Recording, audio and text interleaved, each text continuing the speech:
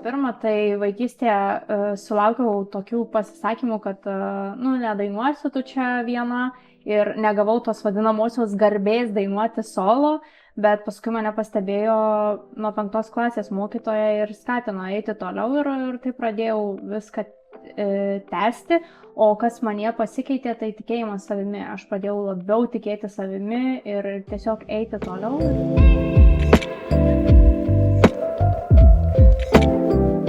Negaliu sakyti, kad kritikos nesulaukiu, tikrai sulaukiu kritikos, turbūt kiekvienas atlikėjas sulaukia kritikos ir yra kaip yra. Čia tiesiog bus taip visada. Artima aplinka, mano ratas artimųjų žmonių, pažįstamų yra pats svarbiausias ir man jų kai kuri kritika augina, o kai kuri kritika stabdo. Tai džiaugiuosi, kad artimieji žmonės mane stumia toliau ir jų kritika mane augina.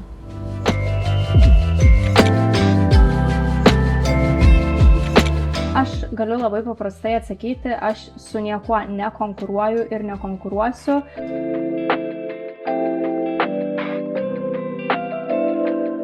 Manau, pakeisti hobį savo kitų kažkokią profesiją, nes nenoriu dainavimo keisti, man čia yra mano varikliukas ir aš su juo tiesiog su dainavimu gyvenu. O projektas tai yra tiesiog išbandymas, patirtis gera.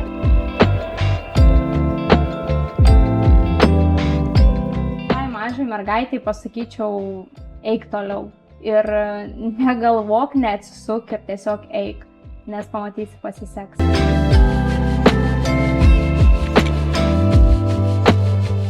Tai iš tikrųjų man dainos rašosi kažkaip prisėdu, žinai, prie lango, ar ten ant suoliuko kažkur, ar toj pačioj lovoj guliu ir vabam daina gimė ir turiu eiti prie pianino ir pasiniūniuoti, nes pas mane ir melodija, ir žodžiai atsiranda. Tai ši daina iš tikrųjų, kaip visada, yra apie meilę, tai man jinai brangi, nes yra mano pirmas blynas ir buvo gan sunku viską padaryti taip, kaip noriu, bet įgyvendinau taip, kaip noriu ir tikiuosi patiks žmonėm, kurie mane myli ir palaiko. Su aranžuote buvo šiek tiek tokių niuansų, nes norėjau vienos melodijos, tada paklausiau, tada prodiuseris padarė tą vadinamą aranžuotę ir sakau, jo, taip ir darom. Tai šiaip nusitęsė tas 3 mėnesius tikrai užtrukau.